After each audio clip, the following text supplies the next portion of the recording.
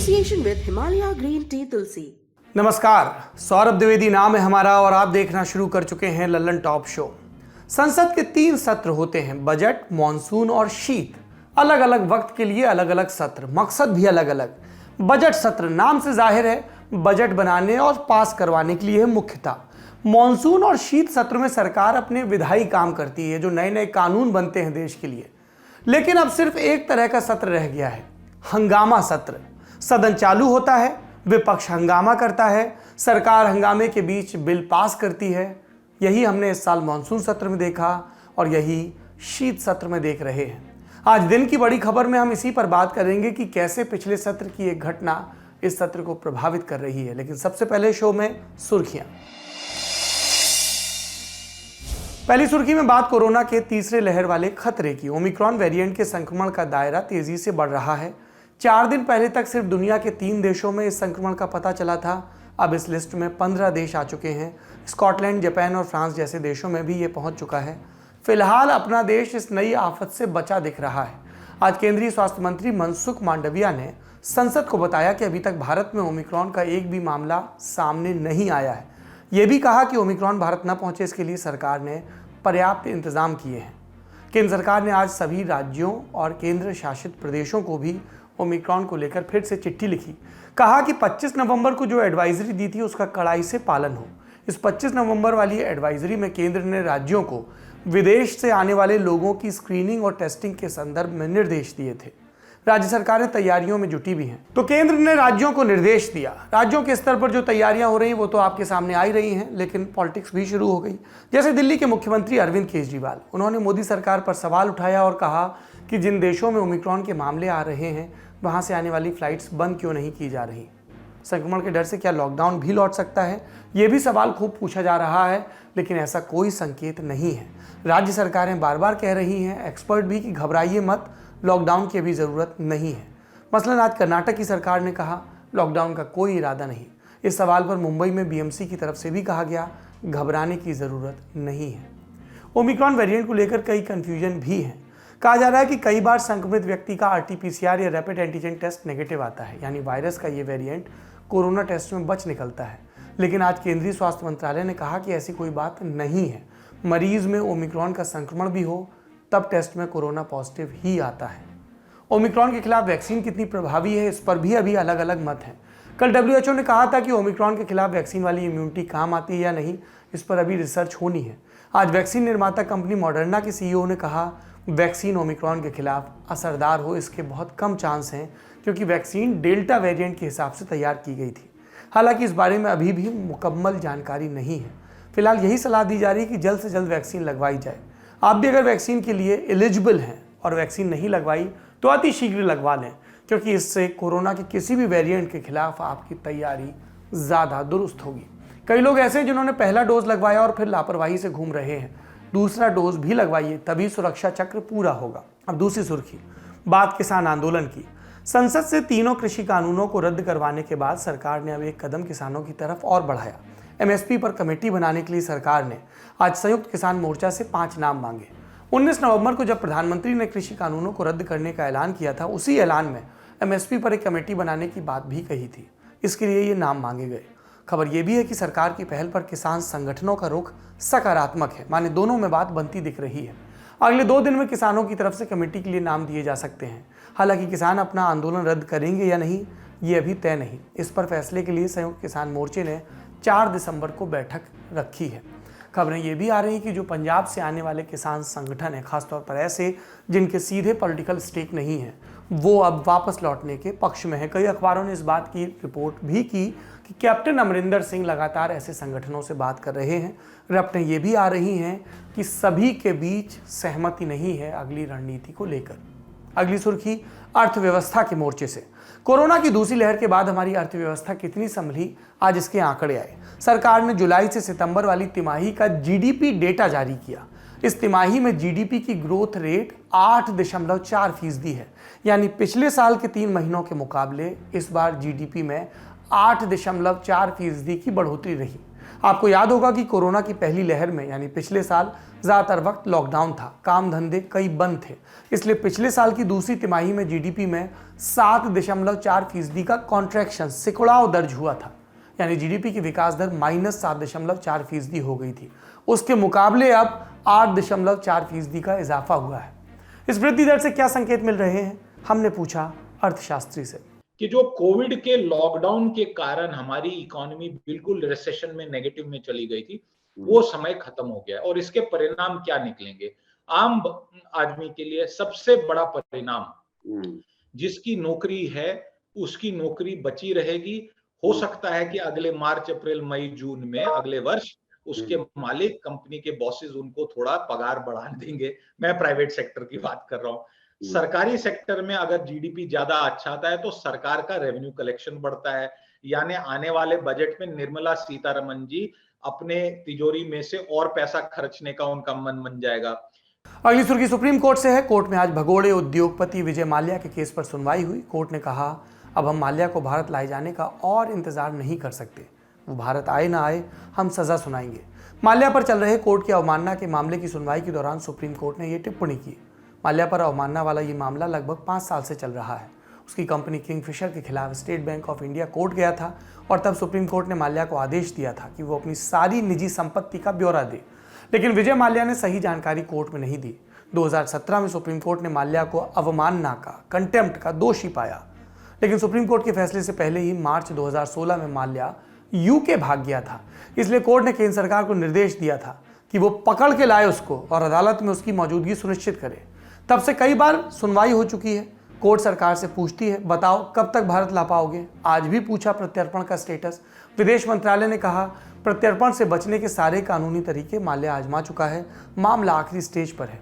इससे पहले पिछले साल अक्टूबर में भी सरकार ने कहा था कि हम सीक्रेट तरीके से माल्या को भारत लाने की कोशिश में लगे हैं, लेकिन कब तक ला पाएंगे कह नहीं सकते।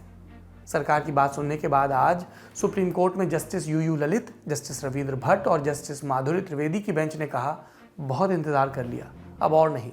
कहा कि अगली सुनवाई में माल्या अगर मौजूद ना भी रहा तो उसके वकील को सुनकर ही कोर्ट सजा सुनाने की तरफ आगे बढ़ेगा। अगली सुनवाई 18 जनवरी को है।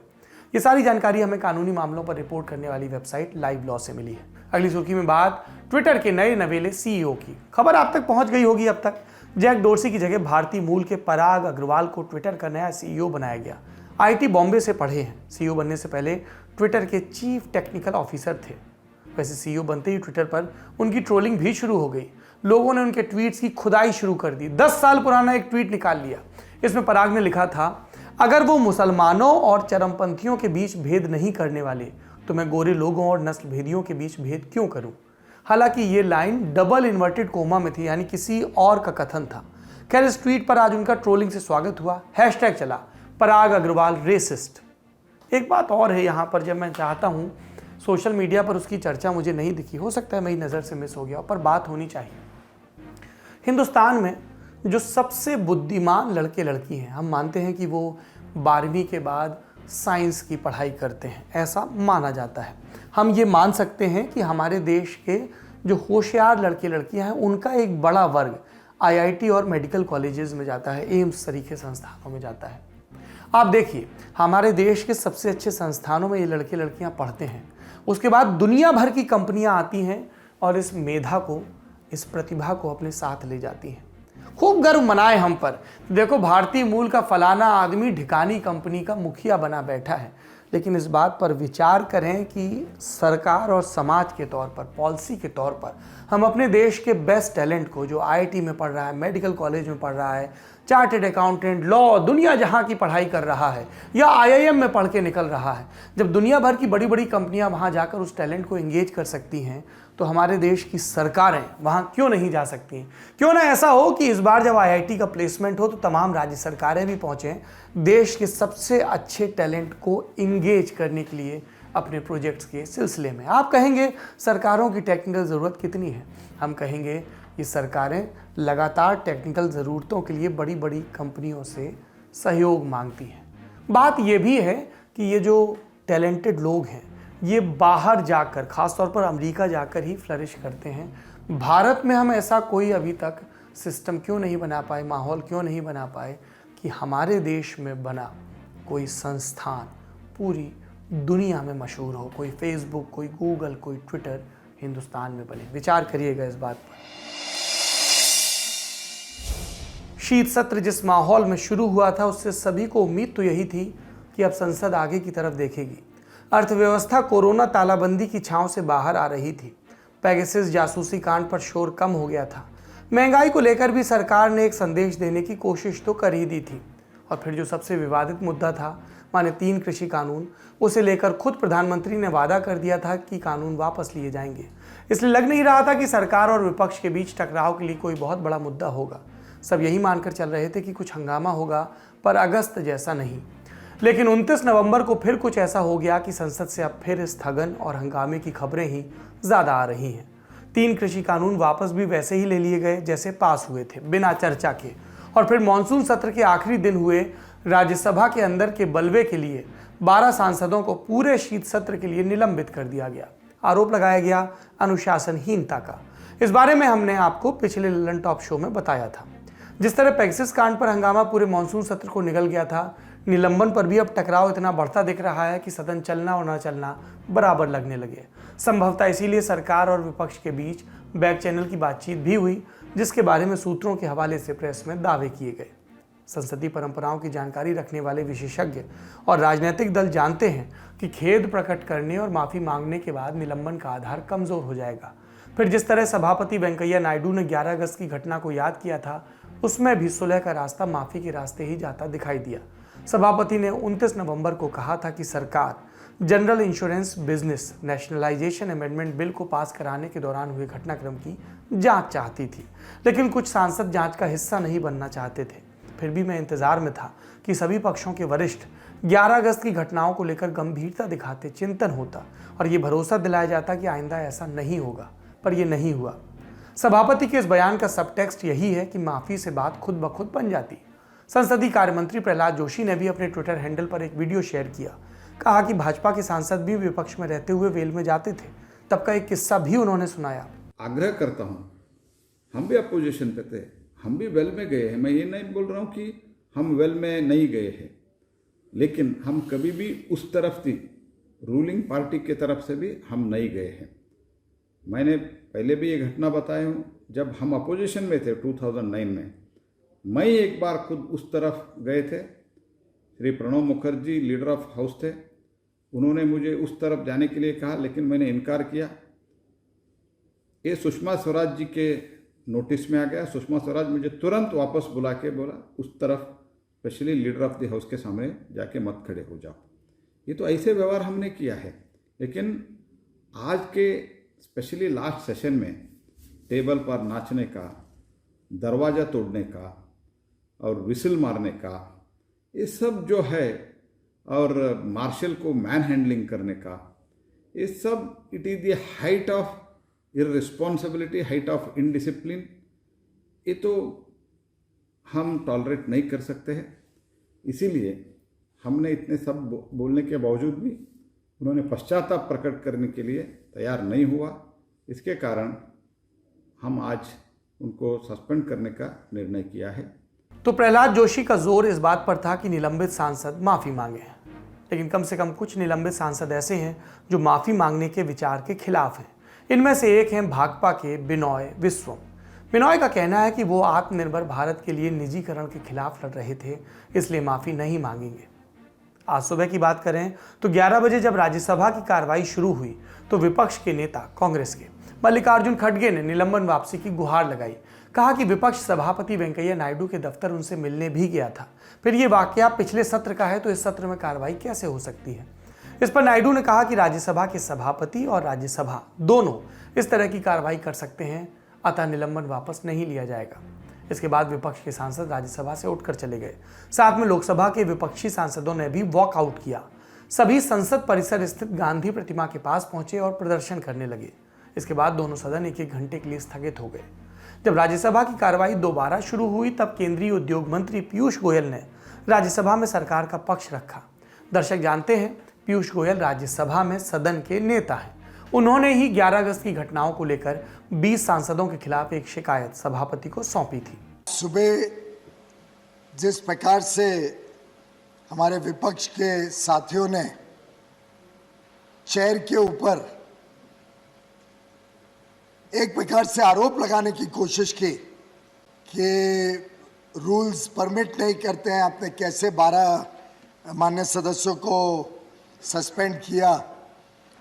और जिस प्रकार से लीडर ऑफ द ऑपोजिशन ने सिर्फ चेयर की नहीं, पूरे सदन की एक प्रकार से गरिमा को कम किया, क्योंकि निर्णय तो सदन का था कि 12 एमपीज को सस्पेंड करना चाहिए। और ये निर्णय भी एक प्रकार से 20-21 दिन तक रोज की घटनाओं को देखते हुए ये निर्णय लिया गया। आज सुबह माननीय लीडर ऑफ द ऑपोजिशन ने कोई खेद नहीं प्रकट किया, कोई विपक्ष की तरफ से कोई बयान भी नहीं दिया कि वो इस बात से दुखी हैं कि किस प्रकार का व्यवहार सदन में हुआ। उल्टे हम बाहर जाते हैं तो देखने को मिलता है कि विपक्ष के कुछ नेता बेबुनियाद आरोप लगा रहे हैं आपके उच्च चेयर के ऊपर, हमारे सदन के ऊपर। और मुझे लगता है कि जरूरी है कि रिकॉर्ड पे रहे कि किस प्रकार से ये विषय पूरी तरीके से जरूरी था और एक प्रकार से बहुत सारी बातों को नज़रअंदाज करते करते करते करते 11 अगस्त की घटनाओं पे आने के बाद इस पे क्यों कार्रवाई करना आवश्यक था। चूंकि सदन की कार्रवाई के दौरान इस गतिरोध का समाधान नहीं हो सका, इसलिए मल्लिकार्जुन खड़गे अब सभापति के नाम निलंबन को लेकर एक चिट्ठी भी लिखने वाले हैं। रही बात निलंबित सांसदों की, तो उन्होंने कल से पूरे सत्र के दौरान सुबह 10 से शाम 6 बजे तक गांधी प्रतिमा पर धरने की बात कही है। अब बात करते हैं लोकसभा की। हम पहले ही बता चुके हैं कि राज्यसभा में विपक्षी सांसदों के निलंबन पर लोकसभा से भी वॉकआउट किया गया था। दोपहर 2 बजे एक बार फिर लोकसभा में कार्रवाई शुरू हुई, लेकिन तुरंत ही हंगामे के चलते ये फिर स्थगित हो गई। इसके बाद स्पीकर ओम बिरला ने एक सर्वदलीय बैठक बुलाई ताकि गतिरोध दूर हो सके। बावजूद इसके जब 3 बजे लोकसभा की कार्रवाई शुरू हुई, तब पीछे से विपक्षी सांसदों के हंगामे की आवाज आती रही। कई सांसद सदन में तख्तियां भी लहराते रहे। तेलंगाना राष्ट्र समिति के सांसद तो वेल की तरफ भी आए, उनकी मांगें भी वही थी। कृषि कानूनों पर चर्चा हो, न्यूनतम समर्थन मूल्य पर कानून बने और किसान आंदोलन के दौरान जान गंवाने वाले किसानों को मुआवजा मिले। ये तो बात हुई कहने सुनने की। इस तरह की कार्रवाई के अलावा लिखित सवाल जवाब से भी बहुत सारी जानकारियां निकल कर आती हैं। आज केंद्रीय गृह राज्य मंत्री नित्यानंद राय ने लोकसभा को बताया कि अब तक राष्ट्रव्यापी नेशनल रजिस्टर ऑफ सिटीजन्स यानी एनआरसी बनाने पर फैसला नहीं हुआ है। राय ने यह भी जोड़ा कि सिटीजनशिप अमेंडमेंट एक्ट यानी CAA 10 जनवरी 2020 से ही लागू हो गया है और इसके तहत नागरिकता के लिए आवेदन नियमों के अधिसूचित होने के बाद दिए जा सकते हैं।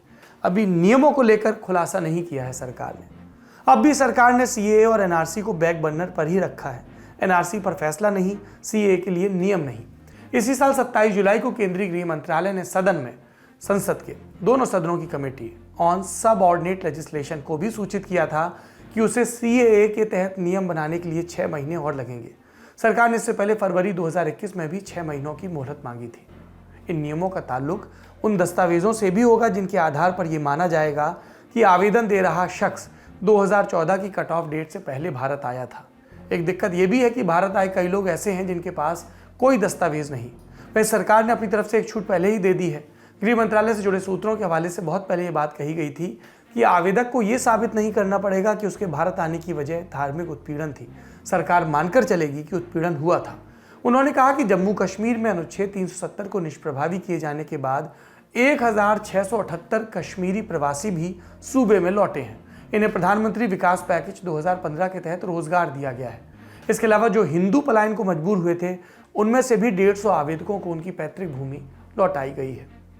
कश्मीर के बाद नित्यानंद राय आए महाराष्ट्र पर। उन्होंने लोकसभा को बताया कि सरकार द्वारा अलग विदर्भ राज्य बनाने संबंधी किसी भी प्रस्ताव पर फिलहाल विचार नहीं किया जा रहा है। 3 इंपॉर्टेंट अपडेट। पहला अपडेट हमारे पास आया CAA को लेकर, NRC को लेकर कि अभी इस पर विचार नहीं। दूसरा अपडेट आया हमारे पास कश्मीर को लेकर और तीसरा विदर्भ को लेकर। इसके बाद लिखित सवाल जवाब में बारी आई वित्त मंत्री निर्मला सीतारमण की। उन्होंने कहा कि क्रिप्टो करेंसी के विज्ञापन को ऐड को बैन करने पर फिलहाल फैसला नहीं लिया गया है। सरकार रिजर्व बैंक और सेबी जैसी संस्थाओं के मार्फत जागरूकता बढ़ाने की कोशिश कर रही है। जल्द ही क्रिप्टो को लेकर सरकार एक बिल भी लाएगी। इसका मतलब उन खबरों में दम था जिसमें कहा गया कि सरकार क्रिप्टो के रेगुलेशन की तैयारी में है। हमने भी आपको इसके संभावित नियमन के बारे में लल्लन टॉप शो में बताया था। आप देखना चाहें तो आपको डिस्क्रिप्शन में लिंक मिल जाएगा। कुल मिलाकर संसद का शीत सत्र फिलहाल मॉनसून सत्र की राह पर चलता दिख रहा है। हंगामा हो रहा है, विपक्ष प्रदर्शन कर रहा है और इस प्रदर्शन से अब प्रभावित सरकार अपना काम कर रही है। आम जनता के काम की जानकारी जो थोड़ी बहुत निकलकर सामने आ रही है वो लिखित जवाबों के मार्फत, वो भी उन सवालों के मामले में जिन्हें सरकार जवाब लायक मान रही है। आज के शो में इतना ही। आखिरी में कू की राय। सवाल पूछा गया, क्या सरकार को एमएसपी पर किसानों को कानूनी गारंटी देनी चाहिए? हाँ कहने वाले 39% लोग और 61% ने कहा नहीं। अगर आप भी कू पर हमारे पोल का हिस्सा बनना चाहते हैं तो लल्लन टॉप को वहां पर फॉलो करें। आज के शो में इतना ही। अपना और अपनों का ख्याल रखिए। शुभ रात्रि।